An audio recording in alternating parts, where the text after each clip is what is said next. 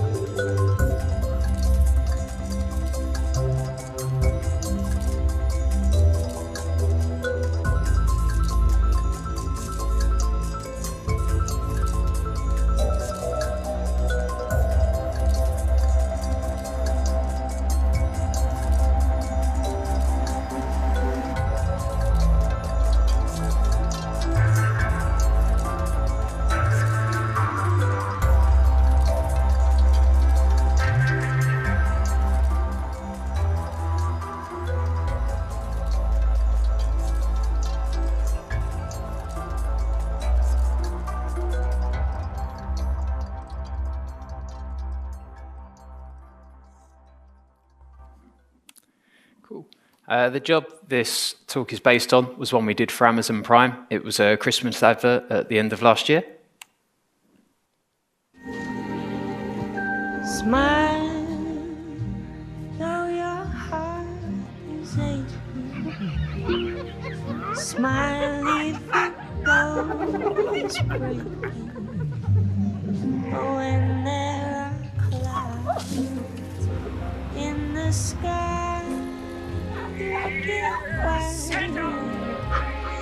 if you smile through your fear and sorrow, smile and maybe tomorrow you'll see the sun come shining through.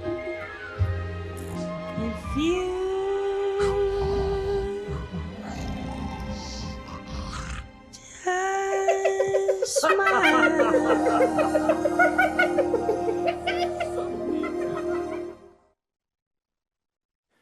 This is the star of the show. This is Hattie the hyena. We were tasked with creating a photorealistic hyena that's also cute and lovable. Quite a challenge, as in most media, hyenas are normally the bad guys, so it was an interesting one to tackle. The task itself, the job itself was we had to deliver a 2-minute spot with 60 and 30-second cut downs, but both of those cut downs had some of their own unique shots as well.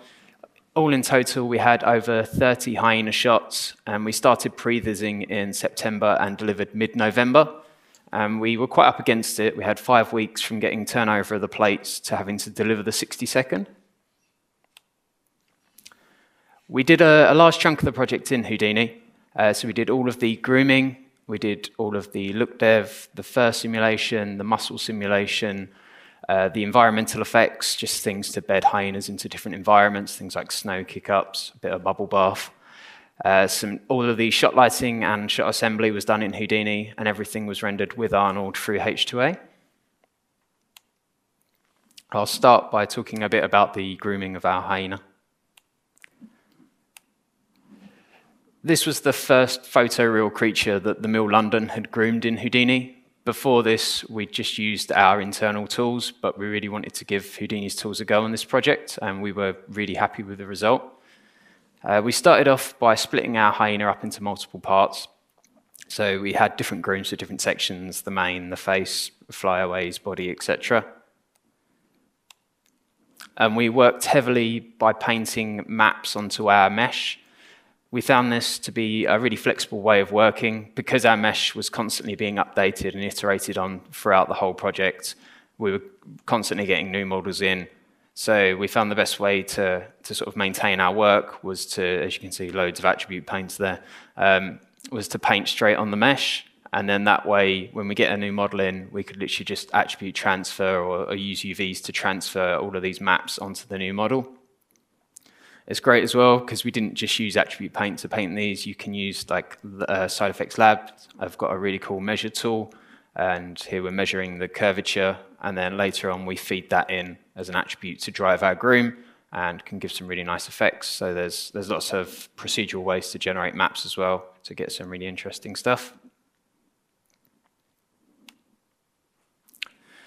The one downside of working this way, though, is you need a super high-res mesh to retain a decent amount of fidelity in the maps, which does slow your scene down quite a bit and make your HIP files quite heavy.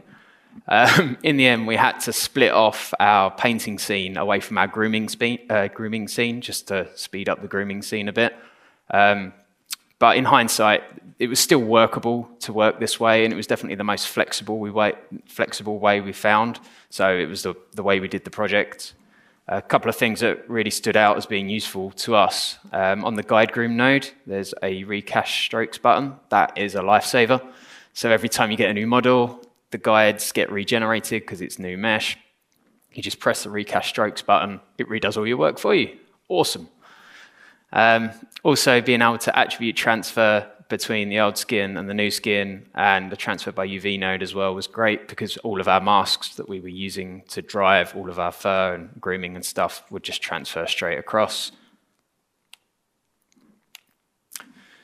Just to show you a bit more into the grooming, so this is the actual, this is the guide grooming section. This is your starting point, if you will, when you go into grooming. What you want here is just to get a nice flow of the guide curves over your mesh. So here you see we're pulling in, we're just sort of pulling the hairs around, really try and get them to fit the curvature of the face. And then we jump up, we go into the hair generate node here, and this is where you generate your full groom. So all of these curves have been interpolated and in between all of the guides. And this is where we go in and what we called micro grooming, where you really go in and add the variation to your groom. So you can edit things like clumping, frizz, you can put various noises through it, you can edit the length, add some variation in there. And it's really cool because side effects give you loads of great tools to do all this, but because it is just native Houdini curves, if you want to do something really custom, you can go in and you can write vex, you can do vops, you can be really clever if you want to be. Or you don't have to be. That's the great thing about it. And you'll see we've got, just as we come down to it here, a guide process node. And there we go, select it. Just to pull in our masks, it's as simple as checking the skin attribute box there, typing the name of your mask attribute in, and it pulls it straight in. So here we're using that labs curvature mask that I showed earlier, and we're just pulling that in to drive the length of the hair, and as you can see, if I turn it on and off there, it just gives quite a nice effect just on the face, and that variation really helps to add to the realism. Also, a bit lower down, I attribute transfer all of those masks back onto the hairs as well, so you can pull them through and render them as different AOVs, so comp have got access to play with them as well. Next up, I'll talk a little bit about the muscle simulation on the job. We used the Houdini 19 beta muscle tools for this job. Side effects were great. They let us in a bit early on the beta, let us have a play with the tools. We were really impressed, so we decided to do the whole job in them. I wouldn't necessarily advise using bleeding edge tools on a project, but this time it definitely paid dividends for us. As you can see here, we had everything modeled anatomically correct. So we had our bones, we had our muscles, and we had a skin mesh, which we also doubled up as our tissue mesh, but I'll go through that a bit more in the next slide. And one thing that really saved a lot of time on this was I asked the modeler to completely remove all intersections in the model. He was not too happy about this, and it did take a few days in modeling, but it definitely paid dividends in the long run, because when it came to simming, it just simplified things a lot. just quickly run you through the actual muscle sim scene, just so you can kind of get an idea. It looks pretty crazy, but it's not too bad when you break it down. Here we have coming in just a nice walk cycle of our animated bones. And you have the muscles coming in at the top. We have animation skin coming in over here on the left. And our goal of this was to add the muscle deformation on top of this already animated skin. I split out everything that I didn't want to be affected by the sim, so like claws, eyes, things like that I just kind of wanted to come along for the ride. I have my anim skin and I have it in the T-pose as well. I'll start by going down this right branch. What we're doing here is basically just creating some pre-roll. We want to blend from our T-pose into the first frame of our animation over sort of 20 or so frames, just so the sim has a bit of time to settle in and then get to that first pose of the anim. And then we'll work our way back up and go down the left chain. So we're just setting up some attributes at the top, a muscle ID attribute, which is picked up by all the tools, and you can refer to each muscle by name, so that's quite handy. You start by painting with the fiber groom tool. What this does is it tells each muscle which way it's going to contract when it fires in the simulation. And what's really cool about this is you can feed curves into this tool rather than painting by hand. So every time you update your muscle model, you don't need to repaint all of this because that would be a lot of work and a lot of effort. Then we go down, we set up some physical properties on the muscles. This node looks quite complex because it is quite clever. What you can do is it works left to right. You can set like a base value for all of your muscles, and then on the right you can override them, so you can specify certain muscles and go in and override specific values. Kind of like overrides in programming. It was, I thought it was quite an elegant way to work. Next up, we set up our constraints. Again, another kind of complicated node. You can constrain just the ends of the muscles. You can constrain muscles to other muscles, muscles to bones. And again, it works in this kind of overrides fashion of left to right. So left is your base, and then you override for certain specific muscles.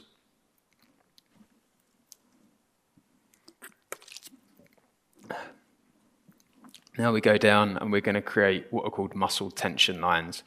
These are just a clever way to figure out when your muscles should be firing in the simulation. It's an automatic way of figuring it out as opposed to hand animating it all, which wouldn't have been possible. As you see here, you just draw lines between different parts of the skeleton. For example, between the knee and the rib cage. You measure the length of that line at rest. And as it goes through the animation, if that line shrinks, you know, for example, between the knee and the pelvis, that the quad muscle should probably be firing. It's just a clever way, really, of automatically doing this. And when you've got 30+ Hyena shots and a load of muscles, you definitely can't be hand animating this stuff. Then we'll jump down to the muscle vellum, muscle solver node, which is all vellum based. So if you've done any creature work, it's really nice. This feels quite familiar. The same sort of settings you normally dial before, sub-steps, constraint iterations also apply here. It's also pretty quick to turn around. For example, this Hyena took about 10-15 minutes to simulate in this, and I'll just show you the result. We start in the T-pose. You can see as the muscles kind of sag a bit with gravity, and then we just go into the animation. So overall, you do your muscle simulation first, and then you do a tissue simulation on top of that, and you do a skin simulation on top of that. And what's really cool is you can kind of work in between these as well. So this was my template scene that I used for all of the shots, and you can see there I kind of branch off after the muscle sim, and I just did a bit of shot sculpting for one of the shots. Rather than redo the whole sim, I just needed to do a quick fix, and you can just work in between and then send it off to the next part. So now I'm going to set up my tissue. So for this, I took my skin mesh, I shrunk it down slightly, so it's a bit closer to the muscles. I remesh it to keep the detail in the areas I really care about, so like the upper body, the upper legs. I'm not too fussed about the head and the paws because I'm just going to keep the straight animation for those. I go down, I convert it all to tetrahedrons. I set up my physical properties on that. Again, there are a lot of sliders on this, so wedging is definitely your friend. I did a lot of wedge testing for this. You set up points that you want to stick to the animation, so you don't want to receive any simulation. You want them to just be in the sim and pull around the points that are being simulated, but they will stick to just the animation positions. And then this was the big sim of the three for me. This was the tissue sim. And this took, I think, just over an hour for this Hyena.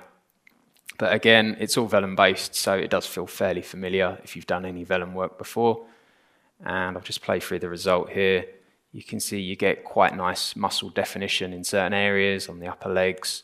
You can see like the quads firing and things like that. Again, a bit of shop sculpting there because there was a certain shot that I needed to adjust something. Really nice and flexible, this workflow, being able to jump in between certain sections, just do little fixes. And finally, we're going to go on to our skin simulation. So for this, I took my skin mesh, I remeshed it to keep the detail in certain areas. This is very similar to the tissue setup. I define my sort of points which I want to stick to just the animation. And then we set up some physical properties on here. And we go down to the skin solver itself. Now this again was another sort of quick part. This took about 10-15 minutes on my Hyena. So it was quite nice and quick to turn around. I could iterate through plenty of versions. It was really nice. And you'll see here the final result.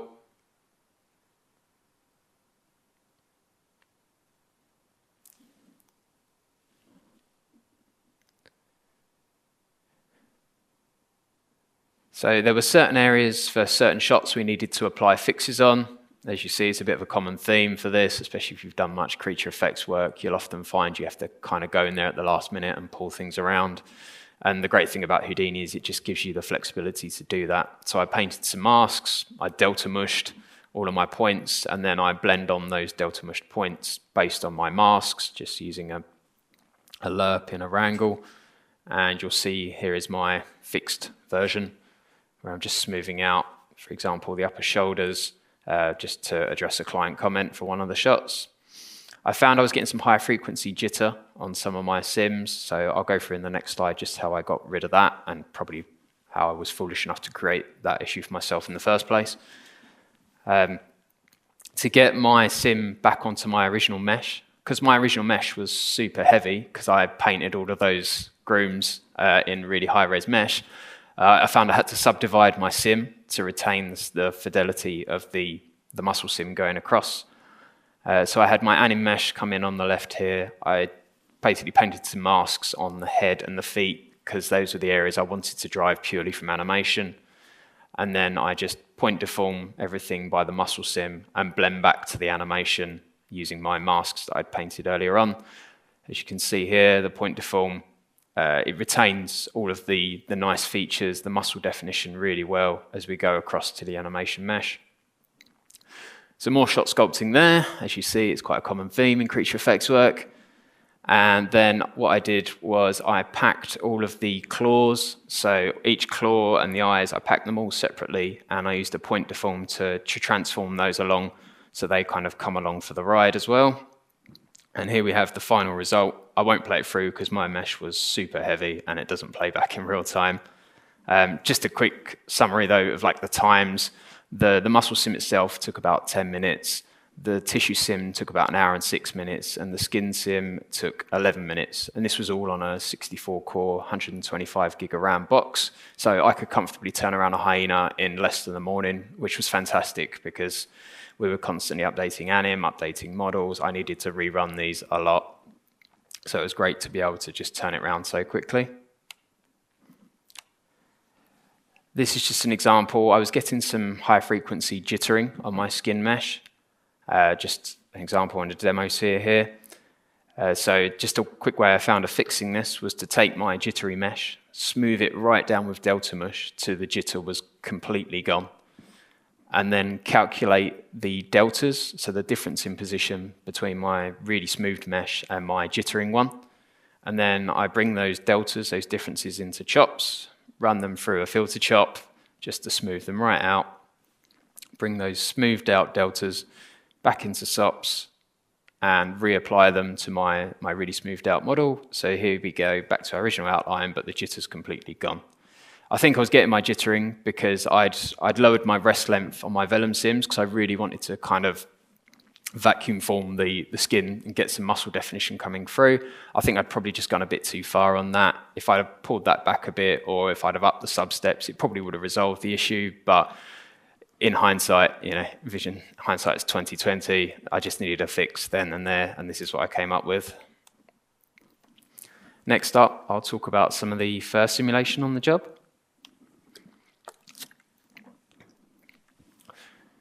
So we used vellum as our main solve for most of the first simulation on this job. You can see the guides here coming in on the left. We set up a few attributes, things like rest lengths, curve U, so you've got a 0 to 1 value going from the root to the tip of each hair. That's super useful in this type of work. And we go through here and we start off. I'm just going to stick the guide hairs to the anim mesh using the guide deform node. Really nice way of working. This just works, I've found. I don't need to worry about anything. I can literally just feed in my guides on the left, my T-pose mesh in the middle, and my anim mesh on the right, and it gives a nice result. I resampled my hairs down to do the sim. I had quite a lot of points per hair in the model and the groom, and I didn't need that much. So I then went in and created UVs, like a 0 to 1 over the hair, and I use a prim UV expression at the end to apply my simulated hair positions back onto my high-res hairs. This was quite a nice way of working because by resampling down, my sims ran faster. And also we found an issue where if you have too many points per hair in vellum, it goes a bit floppy. There are ways of fixing this, but to be honest, this was a win-win for us because the sims were faster when we resampled down anyway, and it gave us the look we were after. As you can see here, the usual culprits are being tweaked in the vellum solver: constraint iterations, substeps, collision passes. And yeah, in general, the vellum solver is pretty robust. We threw quite a bit at it and it held up really well. We did also do some fake tips and tricks for the hair simulation on this project, so I'll just go through a couple of those. And this, we had our hyena laughing, and what I wanted to do is go in and I wanted to get like a bit of a bounce to the hairs, but I didn't really want to do a full simulation to do it. So I'm jumping in here, I'm grabbing just the whiskers, and you'll see this is our original animation. His head bobs up and down. The whiskers they feel quite rigid because they're literally just stuck to the animation.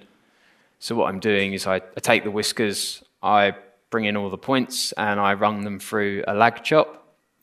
What this will do is slightly delay the timing of all the movement, so it just pushes everything slightly later. As you can see, they're not very high values on the lag chop, and if I disable and re-enable, you'll see it just pushes it ever so slightly.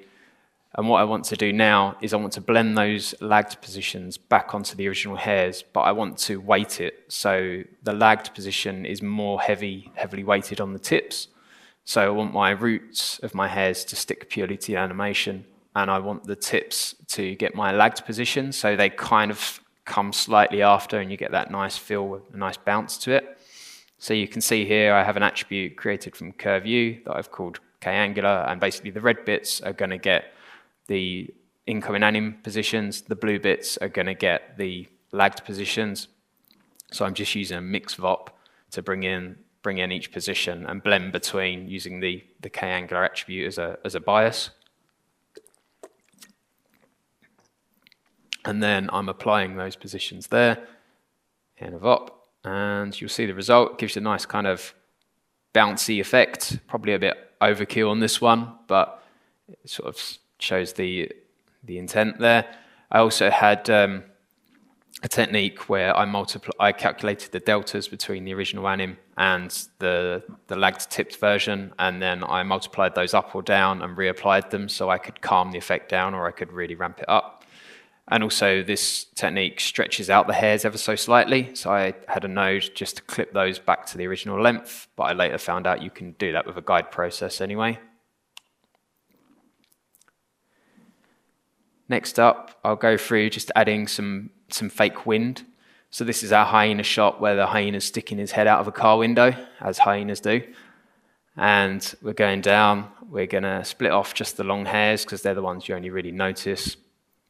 I'm going in, I start at the top just while I'm finding the right values and tweaking things. I like to cull out a load of hairs. I like to lock all of the hairs onto a single frame, and that just makes playback much faster. So I've got a noise hair node here, which is essentially just a wrapper on a unified noise, and I'm blending based on my root to tip curve U attributes, so the tips get more of the noise, the roots get less. And it's really nice. As you can see, I'm dialing this in real time, and it's just a case of finding the right frequency and the right amplitude to get the right feel to your noise. And then I also had options to smooth those noise positions over time. So just running them through a filter chop, calculating deltas to the original anim, and then smoothing those deltas, because sometimes the noise was a little jittery. And then my node at the bottom again to clip all the hairs back to the right length. And then once I was happy with my values, just take away all of the culling, take away the frame hold, and you're back to the full groom. And as you can see here, plays back pretty much in real time and gives a nice sort of blustering, windy result. One last little tip I'll show is just to create some fake collisions. So this was really useful. I had, for example, a hyena sitting on a sofa. I didn't really want to do a full sim because he didn't really move too much on the sofa. I just wanted to splay the hairs out a little. And I found that I could just feed a sofa in to the guide collide node. My guide's on the left, my anim mesh in the middle, and my collision on the right. And in real time, the guide collide node just pushes those hair points outside of the collision object.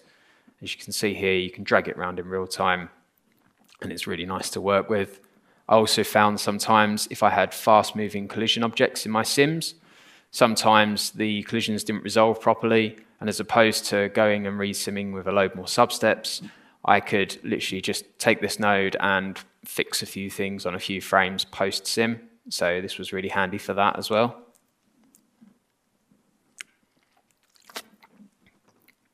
Now I'll talk about the lighting and rendering of our Hyena. So when you render fur in Houdini normally, on the right-hand side here, I've got a picture. It is the hair generate node, and it's really clever because what it does is it takes a single frame of your full groom, which is really heavy, and at render time, it will deform that full groom based on your incoming anim guides and your animated skin. That's really cool because you don't have to write out your full groom being deformed every frame, which would be really heavy and slow your translates when you're rendering right down. So when you convert to IFDs or whatever, that would be really slow. The problem is we render in Arnold, and I'm guessing a few people probably come up against this. We basically had our R&D team write something which completely mimicked what the clever stuff that Side Effects already written does, but does it for Arnold. Side Effects were really cool about this, and they even gave us some demo scenes to help us out and point us in the right direction. But I just wanted to say, like, without that, this project would have been a lot tougher to render, and it just really helped to make things efficient. We use a very template-heavy approach to lighting and rendering at the mill. We find it's really helpful when you've got lots of lighters jumping in and out of scenes and passing stuff to each other. You can kind of go in, you know where everything is. So it just helps that ingest phase when you get to scenes. So I just thought I'd quickly run through our lighting template. We have our assets coming in there in the green subnet. We go through to a bit of a prep stage where we just add a few like cryptomat attributes, transform things around to fudge positions. We try and keep everything as packed alembics because we render with Arnold and it's a lot more efficient. And then we have a render subnet, and inside that we have a subnet for each pass that we're going to render. This is a really nice readable way of working, so when you pick up someone else's scene, you can literally just jump in. If you have to fix a pass, you know where everything is. It's inside that subnet. This is our ROP tree, as you can see, very Arnold operator heavy. We have a globals Arnold node, which we then connect up to all of our different render pass nodes at the bottom with relative references. And if we want to override something for a specific pass, we just break that reference. Again, quite a nice readable visual way of seeing what someone's done in a scene when you have to pick it up.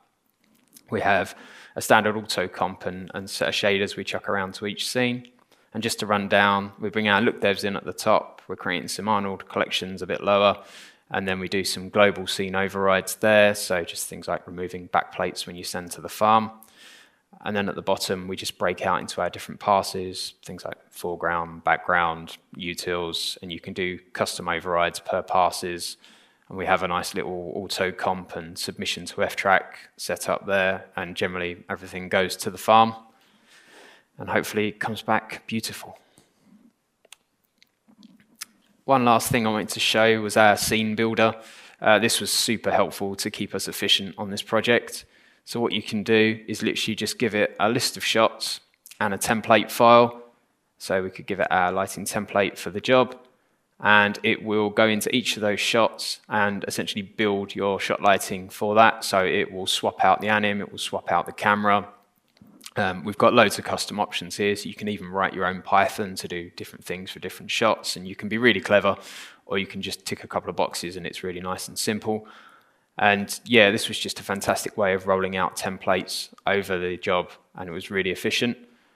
And I'll dive inside in a second, but this node is just pure tops. There's nothing clever, there's no custom nodes or anything written inside. There's a bit of custom Python to hook it into our FTrack implementation, but this node itself was built in like a weekend, and it has been a real lifesaver on big jobs for us. As I go down, you'll see there's quite a lot of stuff in there, but it is just all native tops and a bit of Python to call FTrack here and there just to get assets and make sure everything's up to date. And just to give you a gauge, a single lighting artist could build all 30 plus Hyena shots and submit them to the farm with the push of one button in about 10-15 minutes with this node. I used it to do all of the muscle simulation, all of the fur simulation, and we did all of the shot assembly with this node on the project, and it really helped to keep the team size efficient and down, and we got through a lot of shots. And that completes my brief tour of grooming, simulating and rendering a Hyena in Houdini. I hope you've enjoyed it, and thank you very much for watching.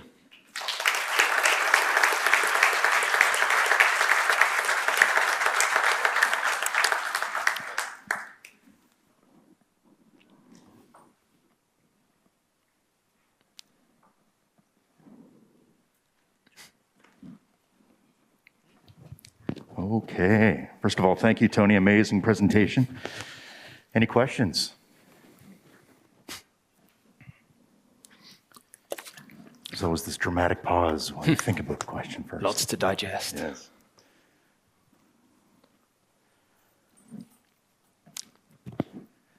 Here was our first question over here.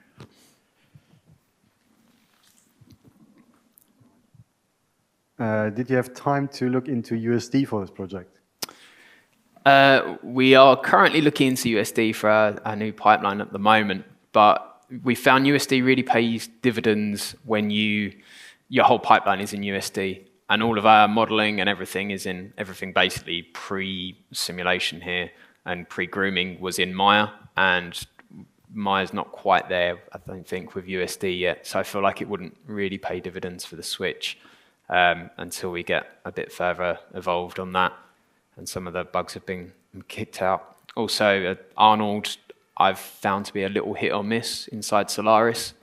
I haven't tested it for a while, to be fair, but I didn't have the smoothest experience, so I didn't really want to jump in and put another kind of bleeding edge thing into this project when we already had the muscles and a couple of other things that went in that were brand new.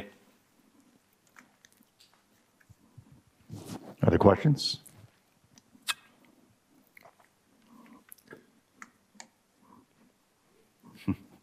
Paul was telling me to hurry up. Let's wrap it up. Just one thing I wanted to say is I found it really interesting during the Houdini Connect that you created, talking about how the technical side versus when it got to the FX artists, CFX artists, that they were able to take the tools that you guys had created and relatively easily, without knowing Houdini too well, being able to do the grooming and that kind of thing. That was really... Yeah, definitely. Our grooming artists hadn't used Houdini grooming tools before this project. Like, they just used our in-house tools, and they were able to pick them up and go really quickly and really easily. So that was fantastic. Well, thank you, Tony. That was terrific. Thank you very much.